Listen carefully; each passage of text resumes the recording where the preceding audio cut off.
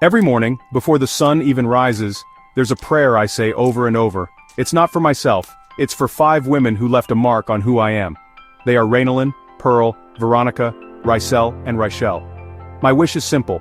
I hope, wherever they are now, they are far from any kind of trouble in love. I hope they are protected from third parties who suddenly show up to mess with their peace. I want to believe they are happy, that their hearts are whole and not broken by people who can't be content with just one. This desire of mine isn't just some random thought.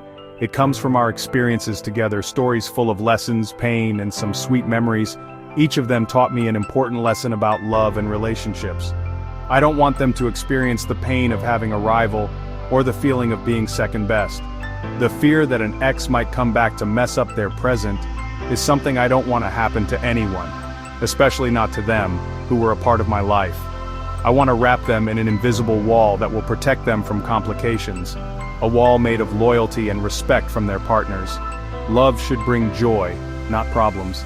It should be a safe place where you can be yourself, without fear that there's someone else in your loved one's mind or heart. Being exclusive isn't a prison. It's a promise that it's just you and me, that we are the only stars in our own story, no extras, no villains to steal the scene. That's why, with every name I whisper in my mind, there's a heartfelt wish. Rainalyn, I hope you found someone who only sees you. Pearl, I hope any empty space in your heart has been filled. Veronica, I hope it's clear to you who you should choose. Rysel, I hope you never have to choose again. And Rachel, I hope the love meant for you is simple and without trouble. My prayer is for their happiness, a happiness that won't be stained by cheating and lies. Rainalyn was the first. She represented that first love you think will last forever. Our story was like an old movie, happy at first, full of promises and dreams. But in every love story, there's always a shadow waiting. In our case, the shadow was her ex-boyfriend. I never thought that someone who was just a part of the past could still have the power to mess up the present. A simple text, a call, accidental meetings. Slowly, the shadow took shape and became a big problem. It all started with simple doubts. Why did they still need to talk? What things hadn't they talked about before? These questions were like poison slowly spreading in my mind. Trust, which was the foundation of our relationship, slowly crumbled. Every move she made, I gave it meaning. Every time she left, I thought they might be meeting. The once sweet relationship became bitter with jealousy and insecurity. The love that should have made me happy became the reason for my sadness. This is where I first learned the importance of setting clear boundaries. The past should stay in the past. When you enter a new relationship, you should be ready to close the door on old chapters of your life. You can't open the door for others while you're already traveling with someone else. Maintaining a connection with an ex, while in a new relationship, is a form of disrespect. It shows that you're not yet sure, that you still have a backup in case the current one doesn't work out. In the end, the shadow of the past defeated us. I got tired of doubting. She got tired of explaining. The lesson Rainalyn left was clear. It's not enough that you love each other. You both need to be focused on the present and the future. Love requires full attention and dedication. It cannot be divided between now and yesterday. A relationship is only for 2 people, and there's no room for the ghost of a past love that keeps coming back to cause trouble. After the pain caused by the past, Pearl came along. I thought she was the answer. I thought she would fill the void left by the previous heartbreak, but I was wrong. I was just her rebound. She came from a painful breakup, and in my desire to be a savior, I didn't notice that I was just her rebound. A rebound relationship is one of the most painful types of connections, because at first you'll think everything is real. The attention, the sweet words, the fast pace of things. The problem with a rebound is it's not about you, it's about the person they're trying to forget. Every smile you give is their attempt to erase the memory of someone else. Every hug you give is their way of making themselves feel that they can be happy even without that person. You're the medicine, but only for a while. When the wound starts to heal, when they can stand on their own 2 feet, that's when you'll feel that you're no longer needed. And that's what hurts. To know that you were just a bridge for them to cross to the other side of sadness. I felt it when she slowly drifted away. The daily conversations became weekly. The smiles became forced. The hugs lost their warmth. She started comparing me to her ex. Sometimes by accident she would even mention her ex's name. That's when I realized everything. She didn't love me. She loved the idea of having someone so she wouldn't feel lonely. I was her temporary escape, her temporary happiness. The experience with Pearl taught me to be careful. Don't just jump into a relationship, especially if one person just came from a breakup. It's important to give the heart time to heal. A person who isn't whole yet can't love completely. Love isn't like a band-aid you just stick on a wound. It's something that should be given when you're ready, when your heart is clean from the shadow of the past. Being a rebound is a painful role that no one should experience. Veronica was a mystery. At first I thought she was the perfect partner, kind, caring, and always there. Our relationship was calm like a lake without waves, but beneath the peaceful water, there was a hidden danger, a danger I didn't expect. The third party in our relationship wasn't an ex or a new suitor. The third party, it turned out, was me. I didn't know that all the while we were together, she already had another boyfriend. I became the other person without knowing it. The truth hit me hard. One day someone called me, a man. He introduced himself as Veronica's boyfriend. At first I thought he was just joking, but when he showed me the evidence, pictures, messages, memories of their long-term relationship, my world crumbled. Everything Veronica and I shared became a big lie. Every "I love you" she said was shared with someone else.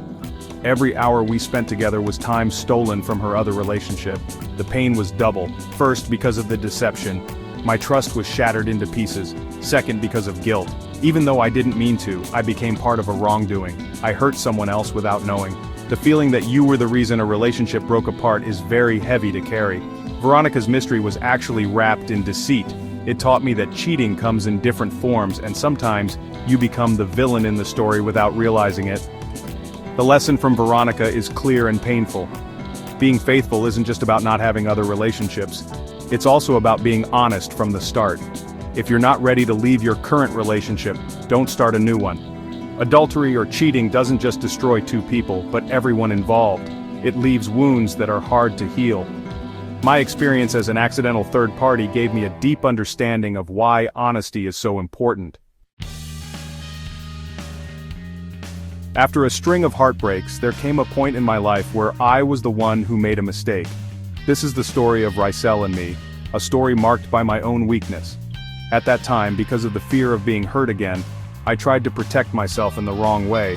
I entered a situation that could be considered polygamy, where I had more than one relationship. I thought, if there were many of them, I wouldn't get hurt as much if one left. A big mistake. This setup was complicated and exhausting. You had to divide your time, your attention, and even your heart. You had to be good at hiding and lying.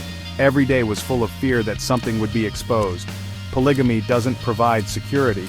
Instead, it causes constant anxiety. I tried to give Rysel love, but that love wasn't complete, because I had others I was dedicating my time and feelings to. Rysel, in her kindness, became a victim of my foolishness. She felt something was wrong. She felt I wasn't completely with her. Women have a unique ability to know if you're hiding something. Their intuition is rarely wrong, and when she found out the truth, the pain in her eyes was something I will never forget. I, who was once a victim of cheating, became a cheater. I, who was hurt, was the one who hurt someone else. The lesson from Rysel was a slap of truth to my character. Love isn't like a buffet where you can take whatever you want. It's a sacred promise between two people. Attempting to love more than one at the same time is a recipe for disaster. It's a lack of respect not only for them, but also for yourself. My mistake with Rysel made me realize that faithfulness is a decision to stand by one person no matter what. My experience with Rysel was like a TV drama. It happened in a place we called Casa Consuelo. Here, a classic love triangle formed. I loved Rysel, and I think she loved me too. But there was another guy in the picture, a friend who became a rival. The situation became a competition, a contest of who was more worthy, who would be chosen. A love triangle is a complicated dance of three people, where someone always gets left behind and hurt. Every day at Casa Consuelo was full of tension. I had to show my best to get Rysel's attention. I had to prove that I was the better choice. Our friendship, the three of us, slowly broke down because of the competition. The laughter was replaced by secret glances and hints. Rysel, in the middle of it all, also found it hard to choose. The love that should bring joy became a heavy burden for all of us.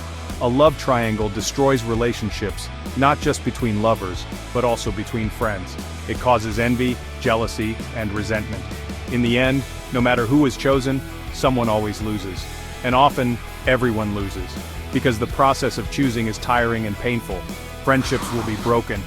And the relationship that forms will start on a foundation of pain caused to someone else. The mess at Casa Consuelo is a perfect example of how everything gets complicated when it's not clear who is for whom. I learned that love shouldn't be a competition. It's not a prize you have to fight over.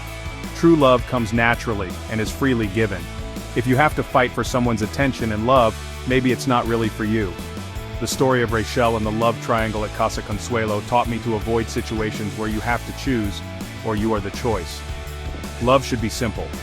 It should be about two people who understand each other and decide to be for each other, with no one else involved. Because of all my experiences, a concept formed in my mind: being single safe. What does this mean? It's the state where a person is truly single or free before entering a new relationship. It's not just about social media status. It's about the state of the heart and mind. A single safe person is over their past relationship, no shadow of an ex coming back, no wounds that still need healing, no other person they're hoping for or choosing between. They are ready to love completely and faithfully. Being single safe is very important to avoid complications. When your partner is single safe, you're sure no third party will suddenly appear. You're sure you're not a rebound or a placeholder. You're sure you're not part of a polygamous setup or a love triangle. Being single safe is the best gift you can give your future partner. It's a declaration that, I'm ready for you, only you, no one else. This is the foundation of a clean and stable relationship. How do you know if someone is single safe? First, observe how they talk about their past. Is there still anger? Is there still sadness?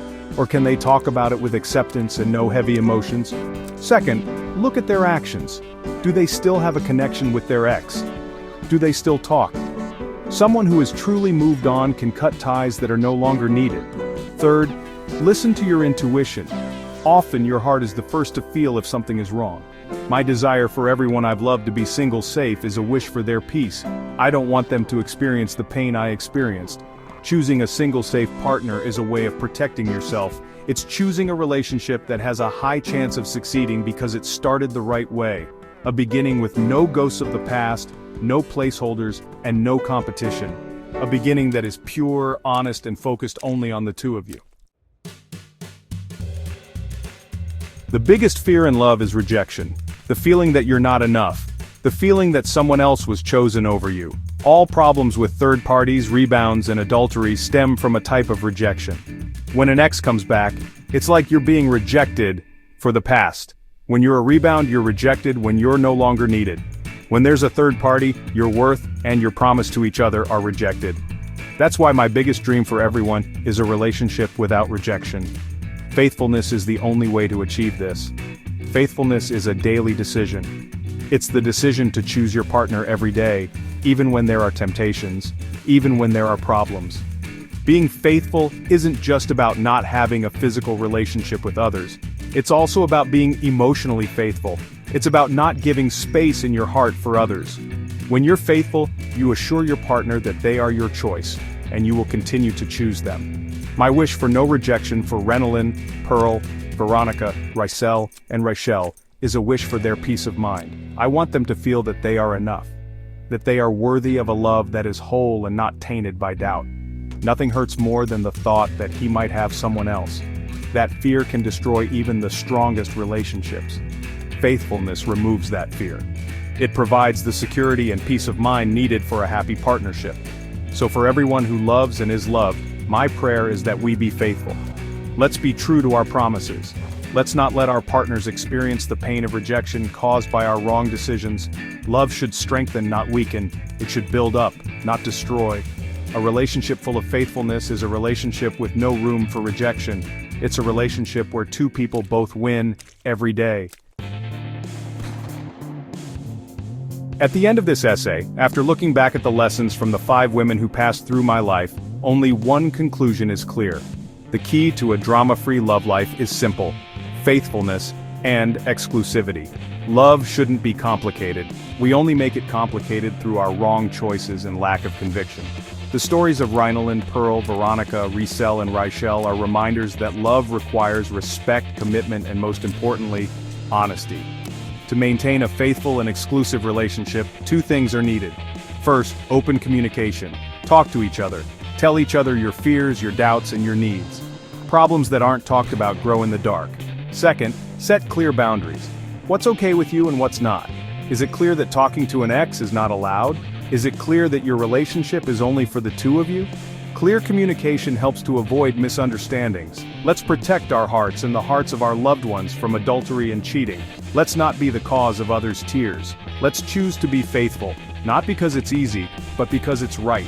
Each of us deserves a love that doesn't need to be fought for against others, a love that isn't a placeholder, a love that is true and without lies. Love should bring peace, not war in the heart and mind. My final wish is for everyone. I hope we find a pure love. A love that is faithful, without rejection and without adultery. A peaceful relationship where the only drama is where you'll eat for dinner or what movie you'll watch. Because in the end, love should be a rest. A home where you return after a tiring day. It shouldn't be another battlefield you have to face. May all hearts find peace in a love that is faithful and true.